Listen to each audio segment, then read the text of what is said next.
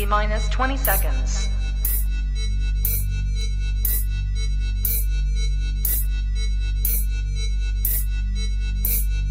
10, 9, 8, 7, 6, 5, 4, 3, 2, 1, 0.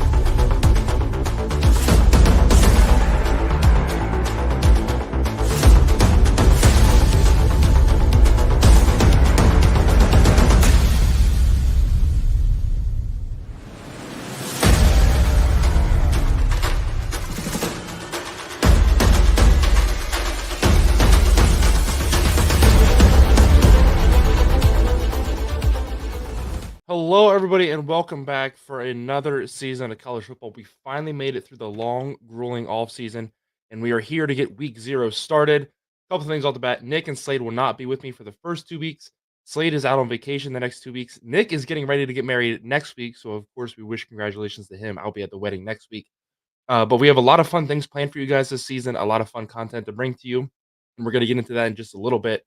But as you can see, had a lot going on. Hannah and I have moved to a new house, so I get a nice little setup behind me, so you guys don't have to stare at a blank wall all the time.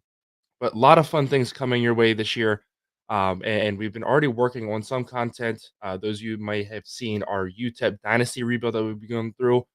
2 seasons are published. I just wrapped up filming the 3rd season yesterday. We got a little bit behind. I was sick. My son was sick. Just had a lot going on, so we fell a week behind on that. But that'll be uploaded, I believe, on Monday. So keep your eyes out for that. But let's go ahead and talk about some of the other content that we have coming up this year and what all we're going to be doing. Last year, we did 3 of these videos as well on top of Out of the Tunnel, which was the college football stock market, which comes out every Monday. That's where we talk about teams that were buying into their season expectations, selling off on, or maybe even just putting a hold on if they had kind of a rough week. And so that was a lot of fun to do. It seemed like a lot of people like that, so we're definitely going to bring that back. Next thing we're also going to bring back is the College Football Weekly Awards. That's going to be on every Tuesday, and we're just going to hand out the best offense, defense, and total team performances for the week, the best player of the week, and even sometimes like the best moment, best play, so on and so forth. So that will always come out on Tuesday. Then on Thursday, Blitz Boys comes out. That's the weekly podcast where we wrap up what happened the week before, preview some of those early week games, the Thursday and Friday games, and talk about those as well. So that comes out every Thursday. And then, of course, every Saturday morning, we'll be here with Out of the Tunnel. Now, some exciting things that we do have this year as well is I'm already planning on traveling to at least 5 college football games this season. So I'm looking forward to bringing you travel vlogs for those. That's going to be a lot of fun. Of course, if Nick and Slater go on to any, they're going to try their best to bring you a travel vlog as well. Um, as I already mentioned, we're doing some college football 25 content. We're doing our UTEP rebuild. Got some other things in the work that we're trying to get started right now with that as well. So that's going to be a bunch of fun. So keep your eyes open for that. And as far as Saturday mornings go, we're always going to try to bring them to you live. But next weekend, like I said, Nick is getting married on Saturday. Who gets married week 1? But hey, that's Nick and his wife, and of course, we're happy for them. But so that episode is going to be pre-recorded on Friday night. So just a heads up, there will be some pre-recorded episodes throughout the season, just in case any late breaking news happens early Saturday morning. We'll always have a disclaimer at the top of the screen saying that the episode's been pre-recorded. So just a heads up on that. But again, very, very excited to bring you guys a full slate of content throughout the season. And then our key this year is to hopefully continue content throughout the off season as well. Tried my best to do that this year. I think I got like 3 or 4 videos out, and then life happened. We just got busy. That did not happen. So that is a huge goal for this year as well, is to keep content rolling throughout the off season to hopefully continue to grow subscribers and get more views, so on and so forth. What we're going to do today, we're going to break down every conference. We're going to get into them. I'm going to give you my record predictions for every single team, who I think is going to win the conference, and so on and so forth. After we get through those predictions, we're going to talk about our playoff picks. And then we're also going to introduce coffee and cash outs. Normally, before we would just talk about our cash out picks and not really explain much. And I know a lot of the people watching might be new to sports betting, might have no idea what's going on with sports betting. So our goal this week, our goal this season, every week, is to go in and kind of explain a little bit and get more and more in depth of sports betting, so you have a better understanding because it has become so widespread, so mainstream that you could be watching football games, and that's what they're talking about a lot of the times, and you can be completely lost. So our goal is to help grow your education on that, and then of course we're also going to give you our picks for that, and then our game picks for week 0. With only 4 games this week, we're just going to do game picks and cash out picks together, all on one side at the end rather than try to break it up. But going forward, there will be 2 separate things. So let's go ahead and with that, we're going to dive into our ACC predictions. We're going to go alphabetically here to get started with our we're going American predictions first. Um, so American predictions, my 2 favorite teams are Tulane and Memphis. Tulane did lose their head coach. Willie Fretz has moved on and left. They're going to bring in a new guy. So there is some curiosity there as to what's going to happen. I think their toughest test out of conference. They have Kansas State coming to town. Of course, 2 years ago they beat Kansas State on the road. That really propelled them to a huge season. They made the New Year's Six Bowl. They beat USC in the Cotton Bowl. What I really like about them this year and might be causing me to be a little too high on them, I still think they're a very good football team. But Ty Thompson transfers out of Oregon. He's been the backup there for many years. Looked like he was finally going to get a shot with the Ducks this season. All of a sudden, they bring in Dylan Gabriel and Dante Moore. He gets kind of pushed down the pecking order, says, I don't want to do this anymore, decides to transfer out. And so getting to watch him the past couple years in certain situations with the Ducks, I have a lot of faith in him. I think he's going to exceed and play very well once he gets to Tulane. I'm excited to see what they can do. Memphis, fantastic football team last year. I think it's between, and we're going to get into some other teams that I think have a shot at the New Year's Six Bowl, but I think the 2 front runners here are Tulane and Memphis. Memphis is just an outstanding football team. They really exploded under their head coach last season. They again bring in a decent recruiting class for the American, some pretty good transfers as well. I think Memphis is continuing to build themselves up back to what we saw in the mid 2010s. They made the New Year's Six Bowl. They played Penn State. I believe it was a Fiesta Bowl, um, and they kind of fell off for a couple years. And we've seen last year that they really kind of put themselves back on the map. They lost a few key games late, and they missed out on the conference championship game between SMU and Tulane. SMU is out of the way, and I think UTSA is going to have a down year. We see them here. I have them going 9-3. But for what UTSA has been the past few years, that's going to be a down season for them. They just lost their star quarterback who's been there for feels like forever. Um, so I expect UTSA to kind of struggle a little bit more this year, and I think the conference is right for Memphis to take its spot. And Tulane and Memphis play each other. The only reason I have Tulane beating them is because it's at home, and that's going to set up a conference championship rematch essentially between those 2 at Tulane at the end of the season.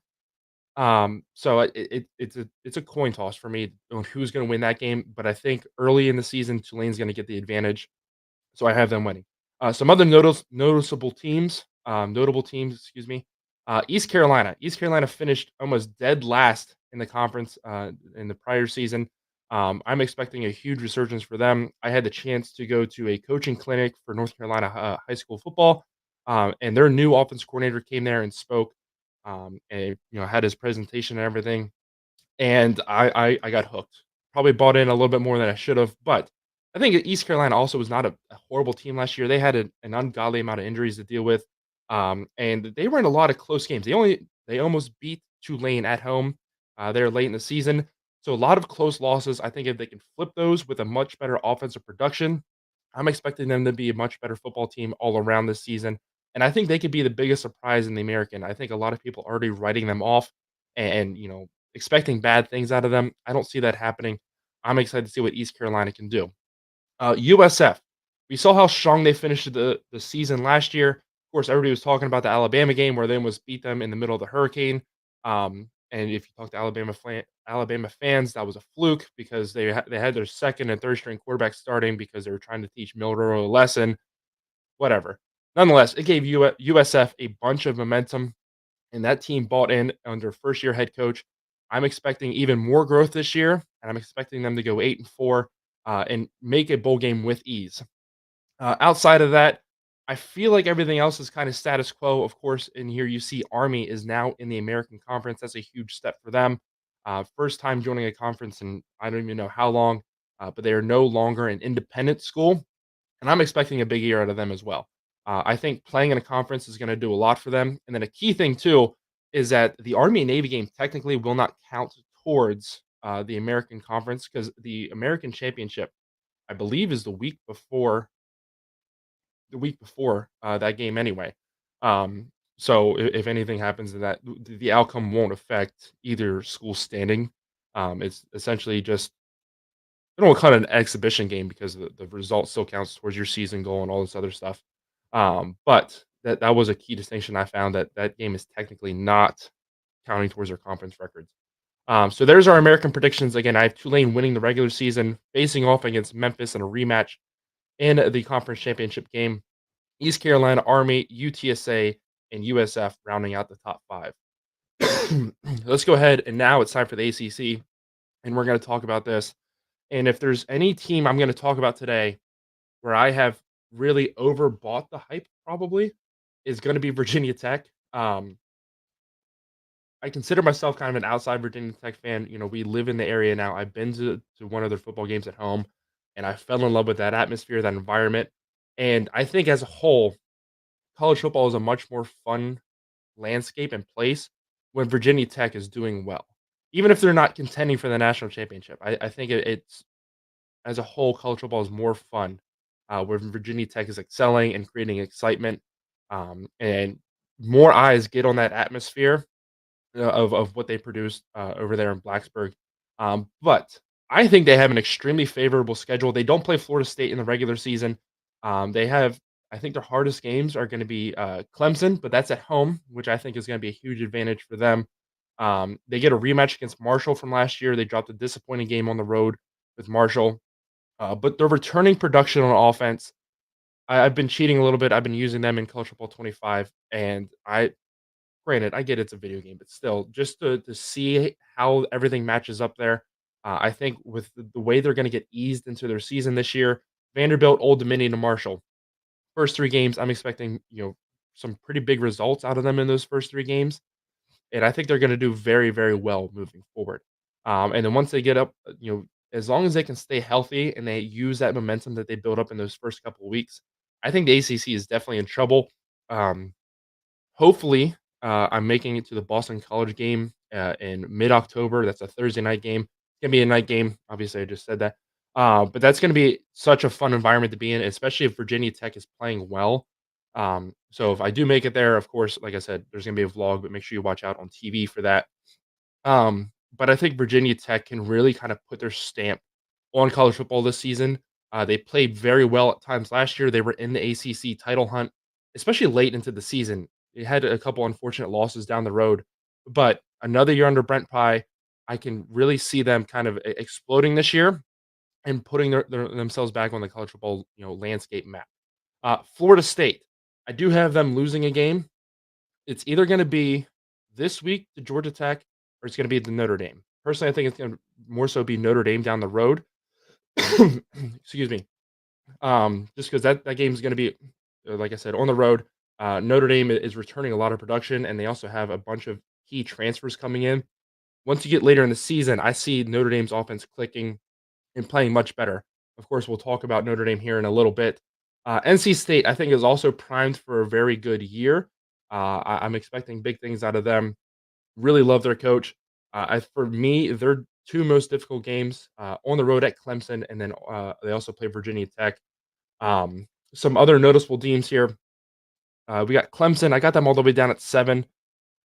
I think overall they're gonna look much better than what they did last year, but I still think that their schedule is too difficult for them. I mean, you also got to remember they kick off week 1 against Georgia and a proxy road game. Essentially, they're gonna play in Atlanta, and so for that reason, I think they get banged up week 1, and then again they have stumbles throughout the season, and then with how difficult their schedule is overall, I have Clemson going 7-5, still making a bowl game, but 4-4 in conference.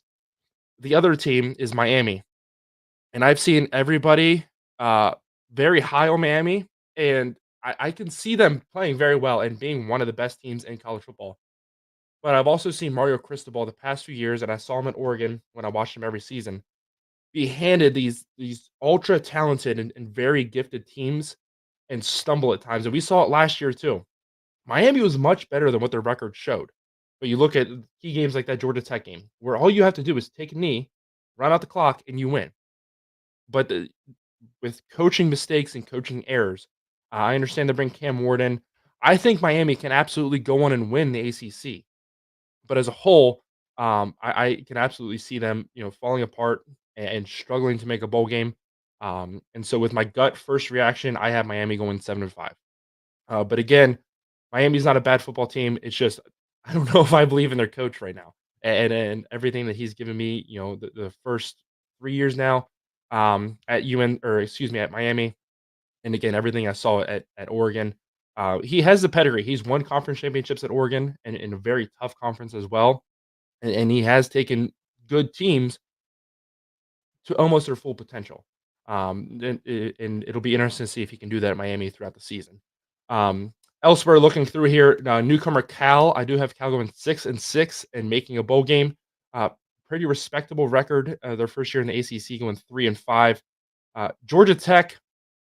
This was it was a tough decision for me. I do have them just missing out on a bowl game. Um, Again, much like Miami, they have the talent and everything there, and I do think they're pretty successful under head coach Brent Key. But I can also see them dropping a few key games late in the season. They have a very difficult ACC schedule this year. Virginia Tech, also again, like always, they play Georgia at the end of the season out of conference. So I can see them dropping a few key games late and therefore missing out on a bowl game. But also, they do have the talent and everything there to excel and be one of the top teams in the conference this year. And then other newcomers, Stanford, I do have unfortunately still struggling this year. We saw how bad they were last year in the final year of the Pac-12. Not a lot of huge additions there. And first year going to new conference with that ridiculous travel schedule that they're going to have, I can definitely see them still struggling through um, this year in the ACC. So next up, we are going to bring in the Big 12 conference. Excuse me. Big 12 conference newcomers: Utah, Arizona, Arizona State, Colorado. Um, that might be it. Excuse me. So Utah is bringing back Cam Rising for his 20,000th season in college football, and I think with this being his last year, I'm expecting him to put on a show. Kyle Whittingham is one of the best coaches in all of college football. I'm expecting him to put on a masterclass this season. They also have a very favorable schedule. A lot of their toughest opponents are coming to Utah, and that is one of the toughest environments in college football to play in. So I think they're going to get out some big wins. Kansas State as well. I think Kansas State is primed to be one of the best teams in college football. They luckily for them, they avoid Utah in the regular season, so I have both of them matching up in the conference championship game in Dallas, Texas. So I think that's going to be one of the most pivotal games in college football across the board this year. Um, but with what both teams are returning and what both teams have a head coach, I'm expecting big things out of both of them, and it's going to be interesting to see if they can live up to my expectations and see if they can make it through the regular season undefeated. Arizona, obviously they lose their head coach, but they retained a majority of their star players. There was, everybody was worried about their star players leaving with the head coach to go to Washington, and Fafita and McMillan stay behind at Arizona. So the quality of player is there, and so I think that'll help them a lot. Do have some questions with some growing pains of the head coach moving over from San Jose State to a Power Four program, and they also have some pretty tough road games as well. So I have them dropping 2 games in conference. Kansas, they lose their offensive coordinator. He heads over to Penn State, and so you have your questions there about that. But also, can Daniels stay healthy for one full season? That has been their kryptonite the past 2 years now. Is Daniels at times can play like a Heisman level quarterback. He can be one of the best players across the country, and then he gets hurt. And even though Bean is a very capable backup and he plays extremely well, you can definitely tell that there's a drop off at times. And I feel like that's cost them over the last few seasons. But nonetheless, I just realized I put they're supposed to go 10-2, but at least lose 3 conference games. Um, Nonetheless, I'm still very excited to see what Kansas can do this season. I think we are long out of the days of Kansas being the laughing stock of college football and being a bottom tier team. Getting through this, West Virginia has also accrued a lot of hype over this year. I think West Virginia can be one of the best teams in college football. They bring Greer back, but as a whole, I don't believe in their head coach, and that's been the biggest reason and thing holding me back from putting them higher. Is this is the head coach we were talking about in the middle of last season, not even making it out of the season. He was going to get fired, and then West Virginia starts to click. They rip off a couple big wins, and his job is saved. Um, I question if he can do that for a full season this year, if he can get them in contention to win the Big 12, or if they're going to struggle early, like they did last year, or maybe even flip flop, they're going to struggle late. And so that's why I don't have West Virginia higher. And then, of course, probably the most controversial pick I have in here is Colorado being at the bottom of the conference. I know everybody's going to talk about, oh, they brought in all these 5-star transfers and a couple big recruits and so on and so forth. I think the distractions are going to be way too much for the Buffaloes. They don't have an easy schedule either. They have one of the most difficult schedules in college football, and everybody's looking at this week one game with North Dakota State. North Dakota State isn't a pushover. I do have them winning, but I have it being a very close game. Um, and we also saw last year, once Colorado deals with just a few key injuries, they really start to stumble and fall apart. And I think they're with the daunting schedule they have ahead of them, it can definitely be difficult for them to stay healthy this season again. But also at the end of the day, I feel like all the outside distractions that they have going on, Coach Prime is banning reporters from covering his team. He's getting into spats with the media at his press conferences. Um, Shadur is throwing shade at ex teammates and all this other stuff. I just feel like the outside negative attention and drama and everything going on is going to detract from the season, cause enough distractions, and Colorado can again be one of the bottom tier teams. Now, I also see a world where they make a bowl game. I think their absolute ceiling this year is 7-5, 6-6. When they get back to a bowl game, they build up more momentum and they continue to grow from here. I think that would be best for college football. At the end of the day, Deion Sanders brings a ridiculous amount of outside attention and eyes to the sport of college football, which is what they need right now. But at the same time, it can also, like I said, cause distractions and be harmful to his own team. So if Colorado can be better and be a pretty decent team this year, it helps college football as a whole with that added attention and more eyes watching games. Um, but unfortunately for this season, I just have it being too much of a distraction and causing more problems. Next up, let's move over to the Big Ten, which also grew exponentially over the past year. Of course, my Oregon Ducks move over there. And we also have USC, UCLA, and Washington joining the conference. So let's look at some key teams here. I have Ohio State winning. They play on the road at Oregon, and I think that is going to be the game of the year to watch. They just announced earlier this week that's going to be a Saturday night kickoff. That is going to be so much fun to watch. I'm excited for it. I think at the end of the day, this was a coin flip game for me, and I had to give the slight edge to Ohio State. Oregon has brought in a huge amount of defensive transfers and really bolstered that defense. They also have a lot of great additions at the wide receiver.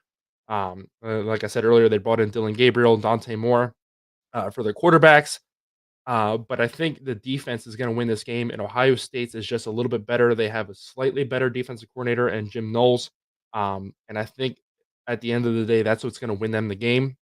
And of course, outside of that, they have an extremely easy schedule. I think their two difficult games outside of that are going to be Michigan and Penn State. We know what they do to Penn State every season. In Michigan, I'm expecting a down year in terms of what they just came off of last year. Going 8-4 is what I have the record at, 6-3 in the conference. I do have them losing early in the season to Texas. I think Moore, as a head coach, is still getting his feet under him and having to control the entire season. We also are not sure if he's getting suspended for any games. The NCAA announced their intention to discipline, but no discipline has been handed out yet. So we're not even sure if he's going to be coaching here early in the season from the whole Spygate, whatever we're calling it for Michigan. So I can see them losing a couple games, especially losing all that like Corum, McCarthy, and while they're wide receivers, tight ends, and then you also have Donovan Edwards still in the backfield. I just feel like it's enough of a step back. Where in the Big Ten, everything's going to be so tight and so close this year. Losing those guys and losing your coach is enough to set you back from going undefeated to losing 3 conference games and an out of conference game. Michigan State, I have having a huge rebound year. I think they're going to play very well. They brought in a lot of great transfers. The head coach comes over, John Smith from Oregon State to Michigan State, and I think they can play very well. I don't think they were a horrible team last year. They just had so much turmoil and distractions happening all around the team. Your head coach gets fired 5 weeks into the season, and just nothing was clicking. Nothing felt right the entire season for them. But they still managed to put together a pretty respectable record. Even though if you look at like the Washington game, they lost. I think it was 49-0. The Michigan game, they get blown out on Saturday night prime time as well. And they still looked respectable throughout the year. So I think Michigan State will be fine this year. Nebraska, I have them in the number 7 slot right now. Again, I'm expecting a very big bounce back from Nebraska. They showed signs of it last year. They were so close in so many games, and they fumbled it away, or they threw an ill-timed interception. I think to week 1 they played Minnesota. They were the better team in that Minnesota game, and they throw interceptions late. Their quarterback Sims fumbled the ball, and they had way too many turnovers. Again, I think it was like the next week they played Colorado, and through the first 2.5 quarters, I felt like Nebraska was the better team, but they just fumbled the ball constantly and turned it over. And with Colorado's explosiveness, they were able to put up a couple quick scores, and then Nebraska was fighting to get back into it. You think late in the season, they had multiple games where they should have won. Defense fell apart late, or they had an ugly turnover. You look at the Iowa, Maryland, and I think the Michigan State game as well, were games where they were the better team and they had chances to win it, but they couldn't get the ball across the goal line, or they fumbled it. But this year they bring in highly touted recruit Dylan Raiola. You're giving Matt Rule another season to get his system implemented. I don't know if any of you have seen the videos that they've been putting out online of practices and all this other stuff, but I'm liking what I see out of Nebraska. And I think the momentum they finished with last year, although they had those close losses, they see what's on the horizon. They see Nebraska is getting back to being a contender in the Big Ten. I don't think they're quite there yet this year, but I think they're taking another big step. And then next season or the season after that, I think we're talking about Nebraska in terms of competing to win a Big Ten title. And again, just like Virginia Tech, I think college football as a whole is better when Nebraska is at its best. So I'm excited to see that. Iowa, I have going 7-5. I know they're ranked in the top 25. Feels like they're put there every year, and then they just fall on their face out of the gate. Some other notable teams: Purdue and Maryland. I have missing bowl games this year, and just struggling in general. Indiana, they won I think 2 games last year. I have them going 5-7, just missing out on a bowl game. They bring in the head coach from JMU. He comes over. I'm expecting a lot of growth for Indiana and playing much better, but unfortunately, just working some of those kinks out underneath a new head coach early in the season, I think is going to cost them, and they're going to miss out on a bowl game.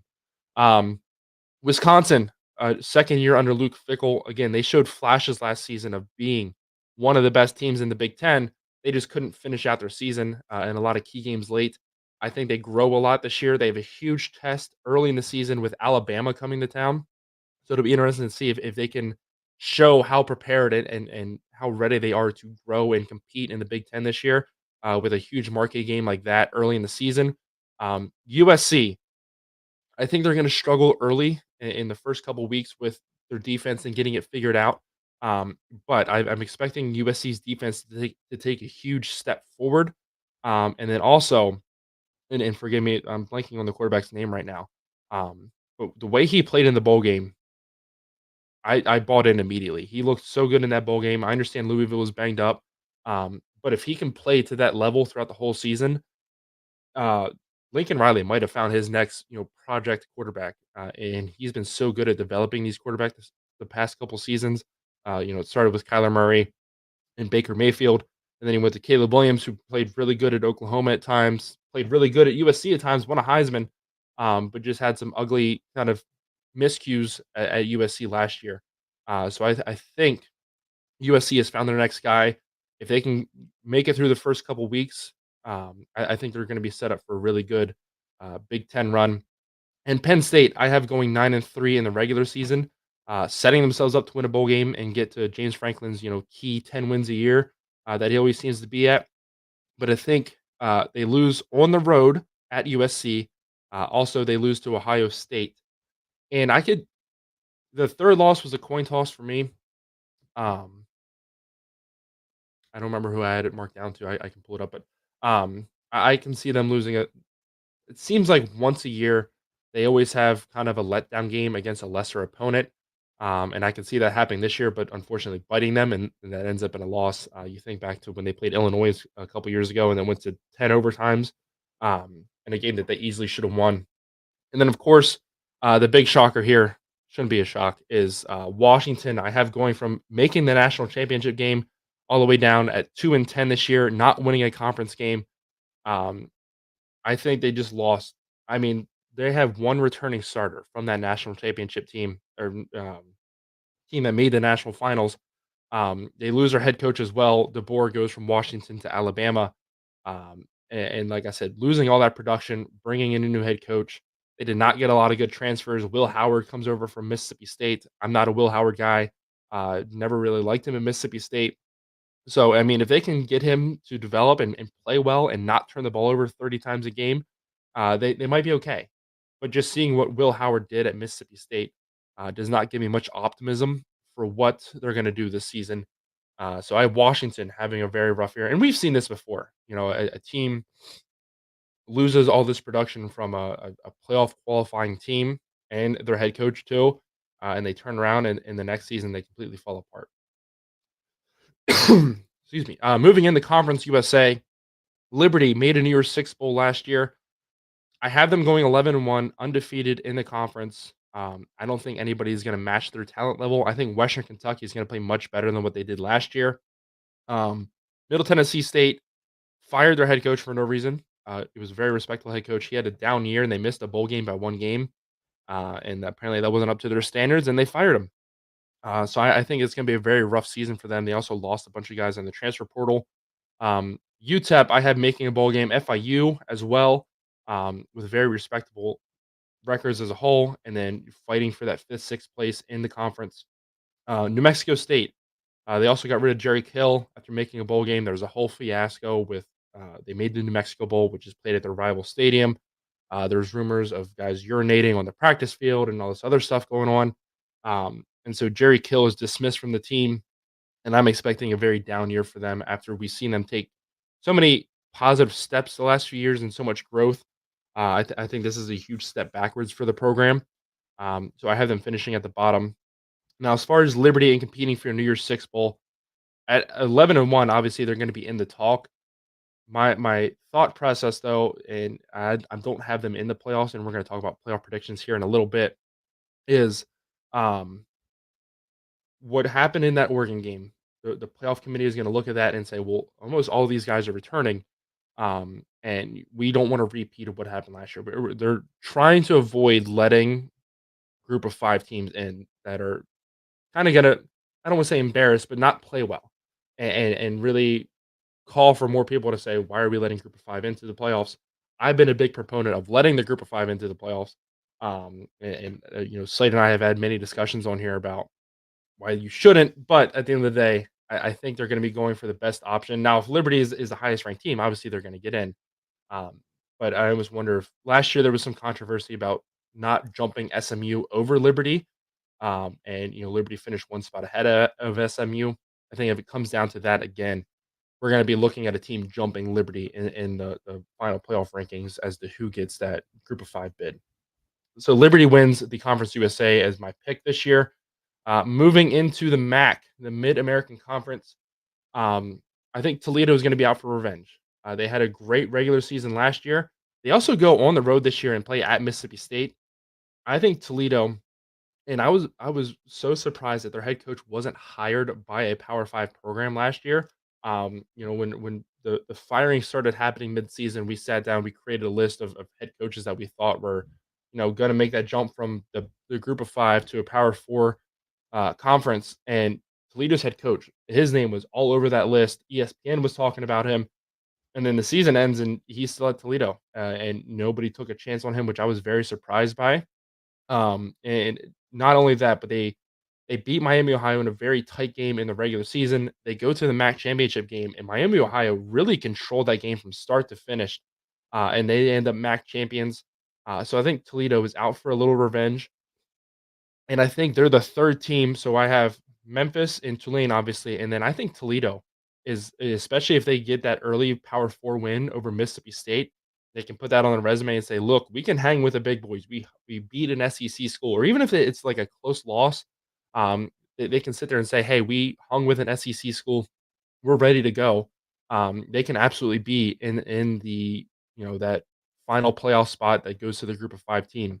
So I think Toledo's in that conversation. Miami, Ohio, I still expect to be very good this season and compete with Toledo. They play on the road at Toledo, though, so I think that's going to end up being their conference loss. But I'm expecting a rematch in the MAC championship game. Of course, they got rid of divisions last year. There's only one conference left that does divisions. That's going to be the Sun Belt, which we're going to talk about here in a little bit. Um, Outside of that, expect Eastern Michigan, who's kind of hung around that 6-6 mark last year, coming off a really great year. They went to their bowl game and they got steamrolled last year by South Alabama. I really think they're going to be right around that 6-6 mark again. I think their head coach is the guy, but when you get beat by 50 points in a bowl game, and I understand opt outs and everything else going on, it does a lot to your psyche as a football player. And now you got to come back and do it the next season and hope you're ready to grow and prepare for that upcoming year. But I have them hanging right around the 6-6 mark. And then outside of that, I have Ball State, Western Michigan, and Northern Illinois just missing out on a bowl game. The MAC is so underrated in how cutthroat it is and how tight a lot of these teams are, especially when you're in that mid pack there. I had a lot of fun last year watching these teams jockey for to get the 6-6 and make the bowl game, and not only that, but you're trying to move up the conference rankings and all this other stuff. Whereas Toledo and Miami, Ohio were kind of the clear cut favorites. Ohio was trying to keep up with them. Too many ugly losses late in the season, but outside of that, the mid pack of the MAC is so much fun to watch, and it's very exhilarating if you're a college football fan. So keep your eye on that as well this year, especially for your Tuesday, Wednesday, and Thursday night football. The MAC is a place to be. All right, let's move to the Mountain West. The next to last group of five. I had to double check. Still, the group of five. UNLV made the conference championship last year. For those of you that don't remember, it was a three-way tie for the lead in the conference last year, and it had to go to a computer simulation. And I'm fully expecting they just loaded up NCAA 14, revamped, and simulated, who would win out of the three teams and put the top two teams in. But it went down to a computer simulation to give us UNLV versus now I forget. Boise State. I don't know why I forgot that. And then San Jose State was left on the outside looking in. This year, I have UNLV winning the conference, tying with Fresno State. So we're going to see those two play for the conference championship game. I have UNLV beating Fresno State in the regular season. But of course, the conference championship game is going to be a coin toss. I have Wyoming finishing third. They lose their head coach, but I still think Wyoming has become enough of a factory up there where it's just next man up, and they're gonna that team is not gonna miss a step. Wyoming, they last year they beat Texas Tech at home. They hung with Texas late on the road. They looked very good in that game. They throw a pick six late, and then Texas just kind of runs away with it late. But a lot of people forget that was a one-score game, middle of the fourth quarter, and Wyoming looked really good in that game. They had their chances, and unfortunately just gave it away. Um, Boise State and Air Force. Boise State had not it's not controversy, but um, it, can't think of the quarterback's name now. But he's a Malachi Nelson, 5-star from USC, transfers into Boise State and doesn't win the starting job. He's going to be the backup.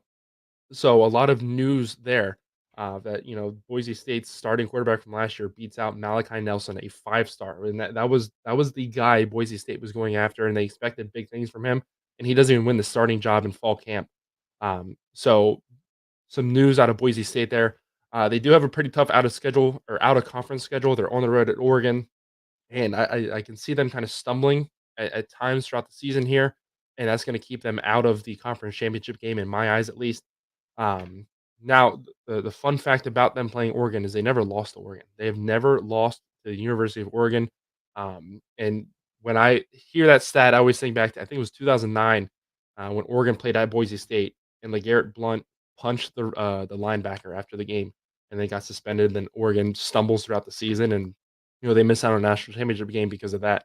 Um, Colorado State, there's a lot of hype around them this year as well.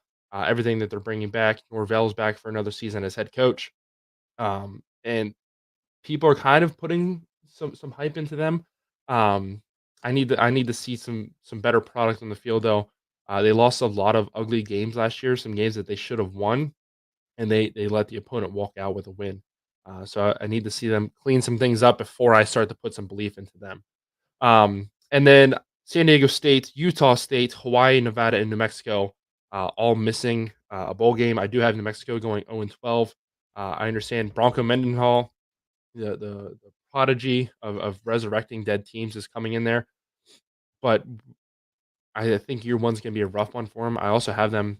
We're going to talk about week 0 here. I have them losing this week to Montana State, and we're going to talk about it here in a little bit.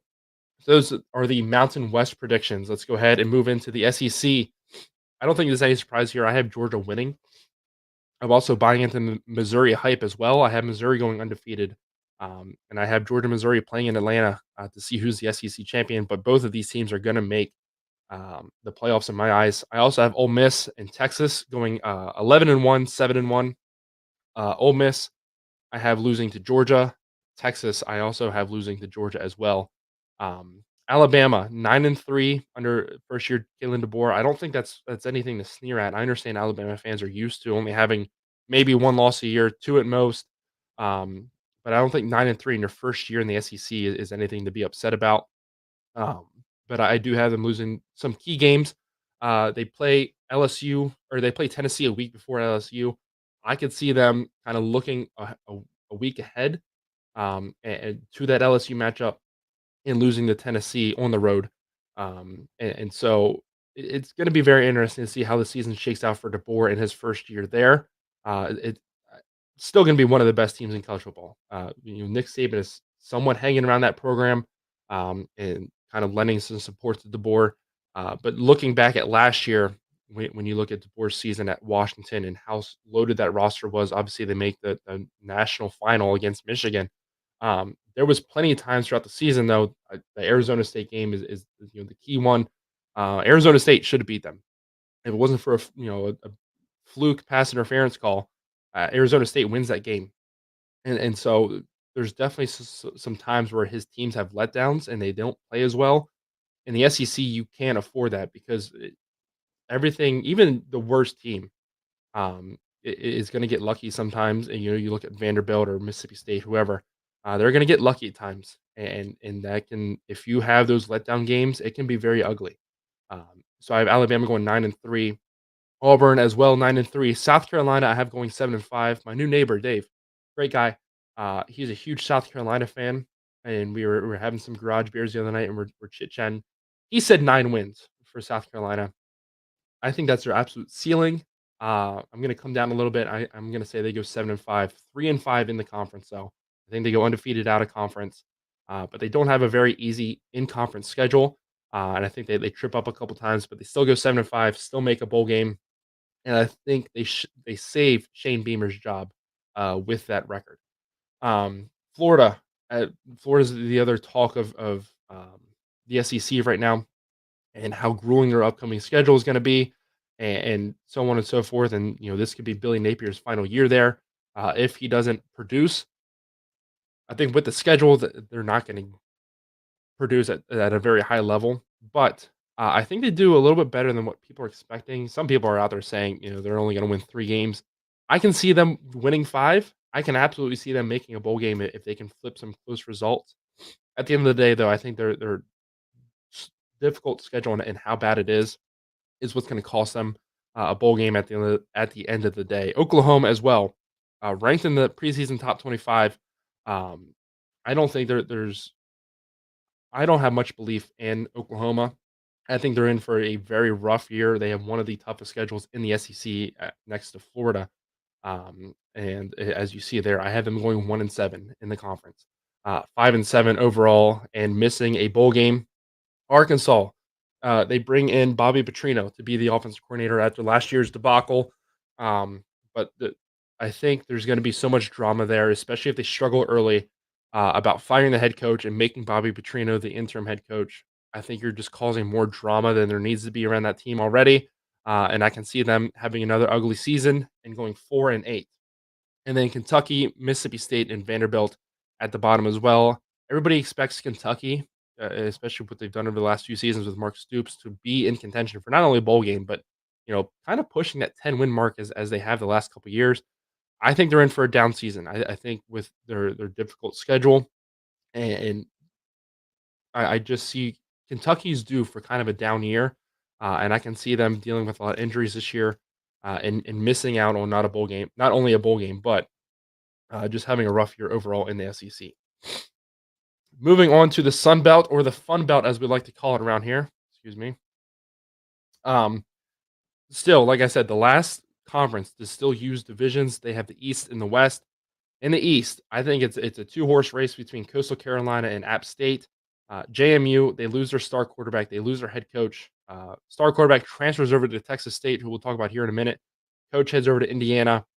So I think they're gonna kind of take a step back. Now they do such a good job of recruiting with where they're at in the country. Over there in Western Virginia, they can pull from the DC, Maryland area. They can pull from West Virginia, Ohio. They're in a very good spot recruiting wise.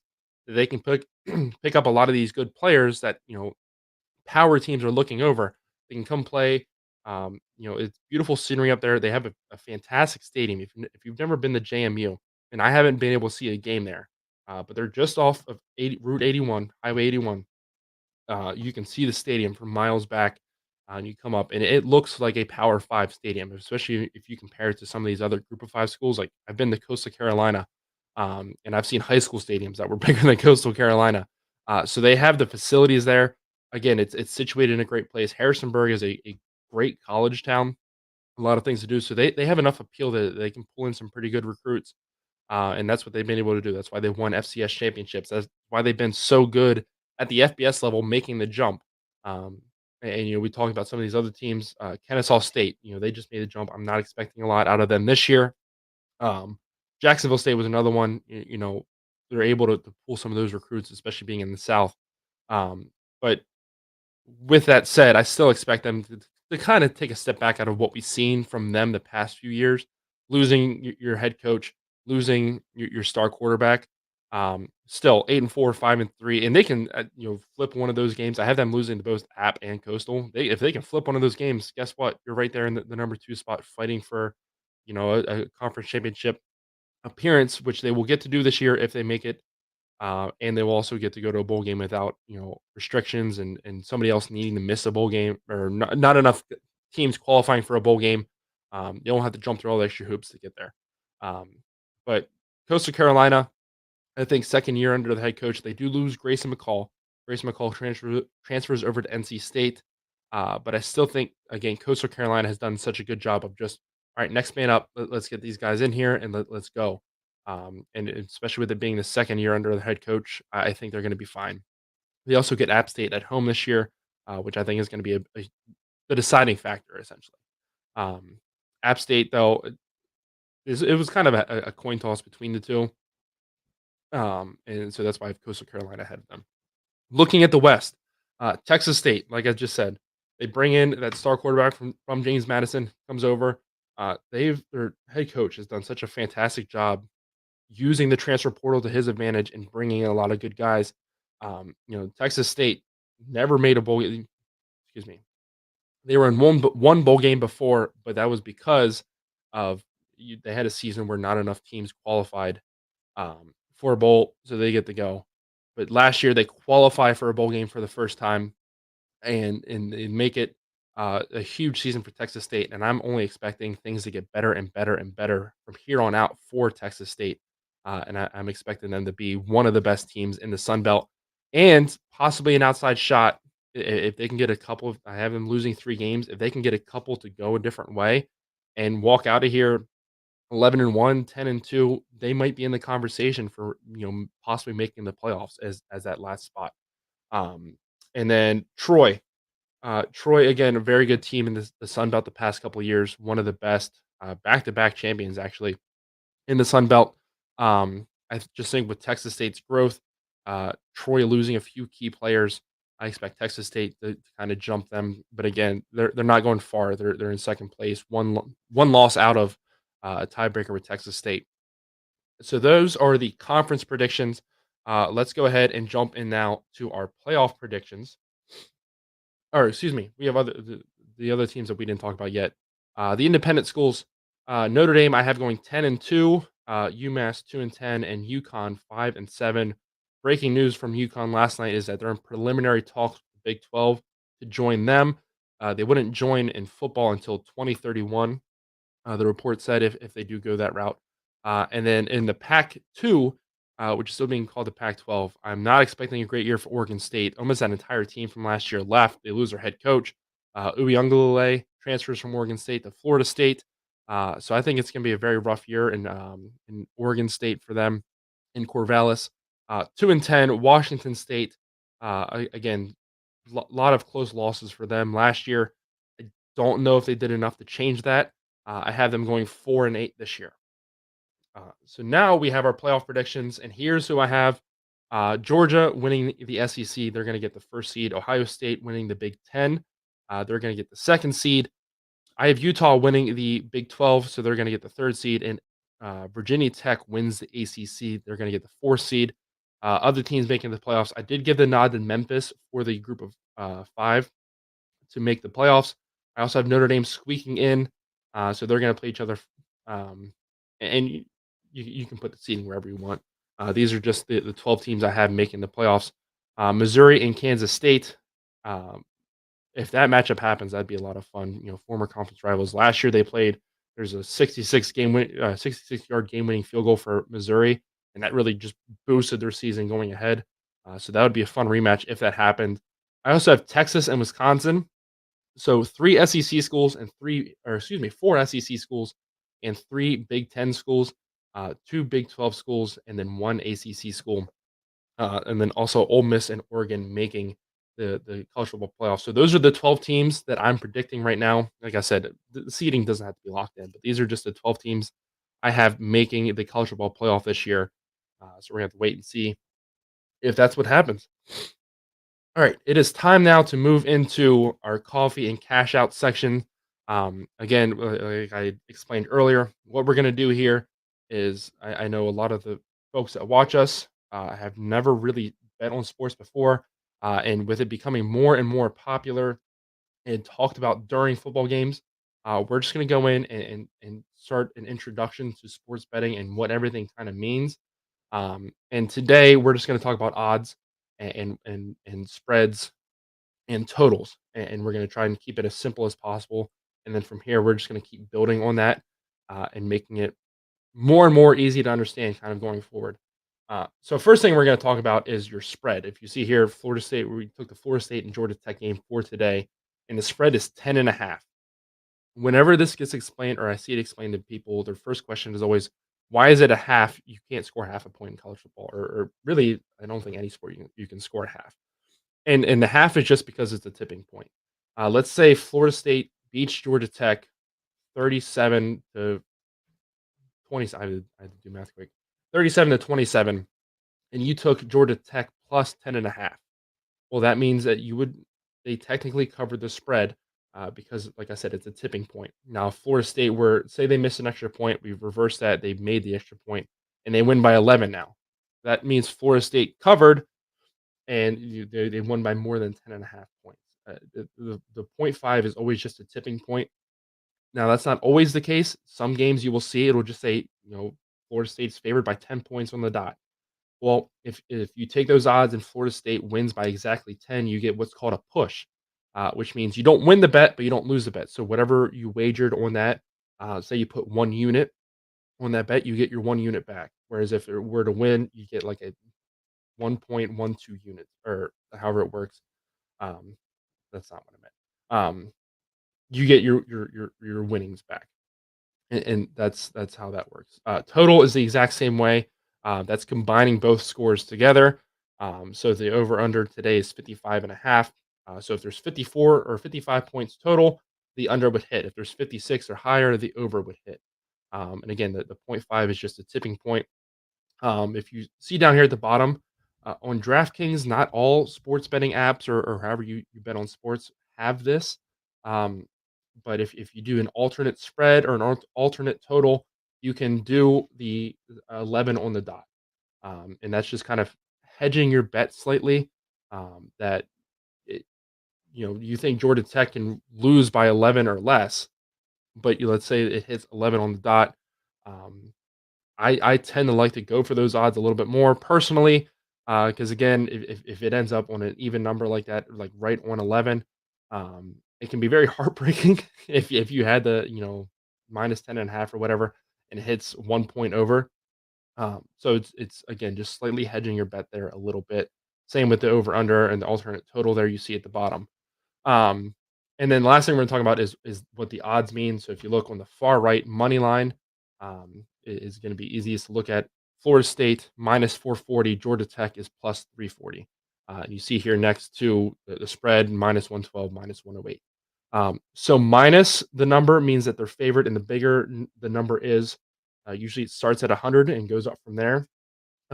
Usually, the bigger the number is, the more that they're going to be favored by. Now, if we look over here where it says the spread, Florida State minus 10.5 is minus 112. Georgia Tech plus 10.5 is minus 108. Vegas almost never does what they call even odds. So if you see minus 112 for Florida State plus 10.5 or minus 10.5, logically, Georgia Tech plus 10.5 should be plus 112. That's not the way Vegas likes to do it. Vegas likes to make their money. So that's why you're always going to see odds very rarely even is what that means. And if you look down here, Florida State minus 11 is minus 111. Georgia Tech minus 120 or plus 11 is minus 120. Again, that's just Vegas's way of skewing numbers, so that way they can always Vegas always wins at the end of the day, or whoever makes the books. Um, and so that's why numbers will almost never be the exact opposite. Like I said, minus 110. Obviously, the opposite should be plus 110. Vegas just doesn't like to do that and keep the odds even. And then money line, why is there such a big gap from minus 440 to plus 340? Again, that's just saying Florida State, first of all, is favored in this game. And then Georgia Tech is the underdog at plus 340.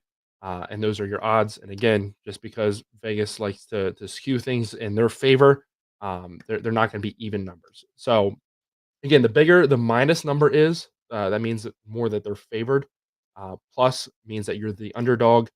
And then, like I said, if you look on the left here with spread, there's two negative numbers. Whichever is bigger is the better odds in Vegas's eyes of happening. All right, let's get in now to our week 0 picks. I know everybody's been waiting for that. So the Saturday slate today, first game up is obviously Florida State versus Georgia Tech. This will be noon on ESPN. Florida State opened as a 10.5 point favorite, as we just saw.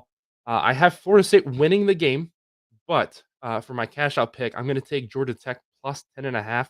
I do think that Georgia Tech is a better team than what we've seen in the past couple years. And also, there's the last 7 games, 6 of them in the ACC, they've covered the spread.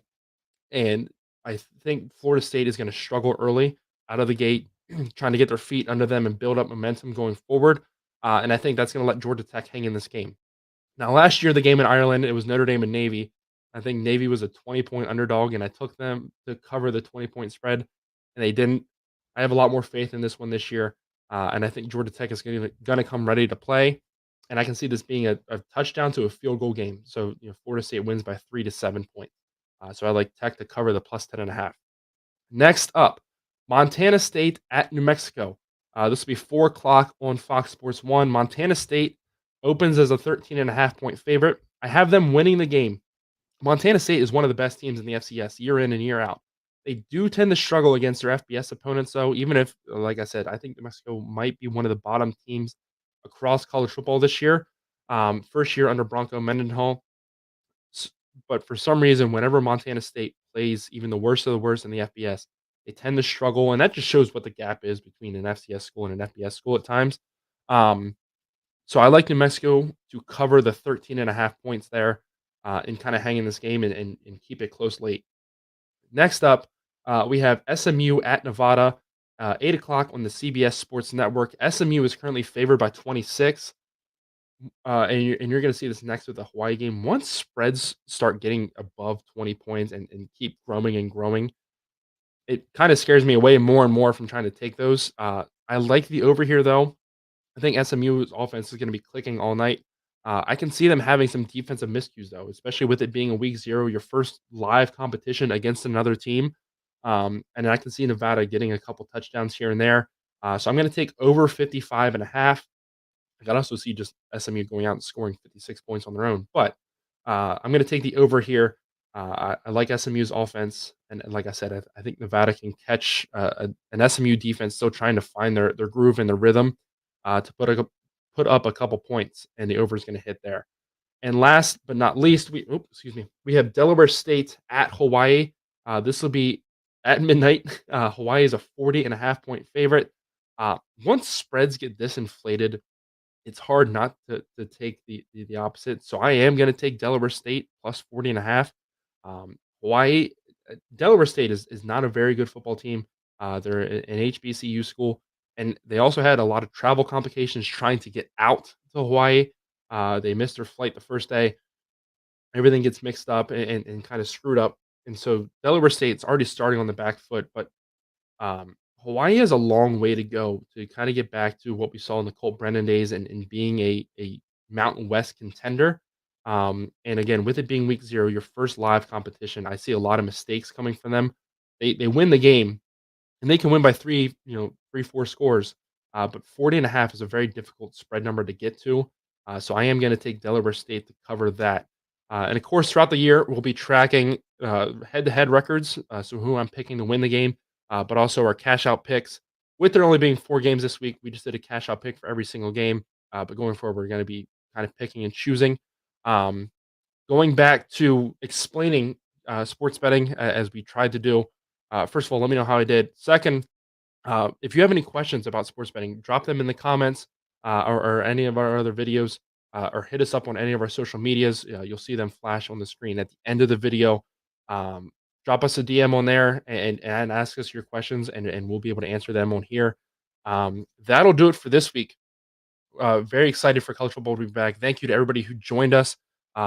See that I'm at 12 viewers right now, and I think that's the most viewers I've had throughout almost an entire episode. So thank you all so much for watching.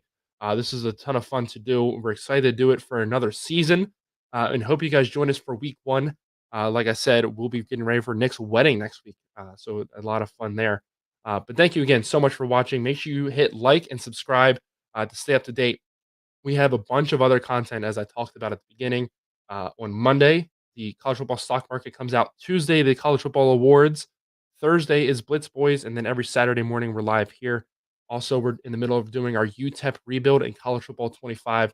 So you guys don't want to miss that. So make sure you're checking us out there as well. And one final time, thank you so much for watching today. Hopefully I got you out of here in time to go catch some college game day. Week 0 is getting ready to start. College football is back. Thank you all so much for watching, and we will see you guys in the next video.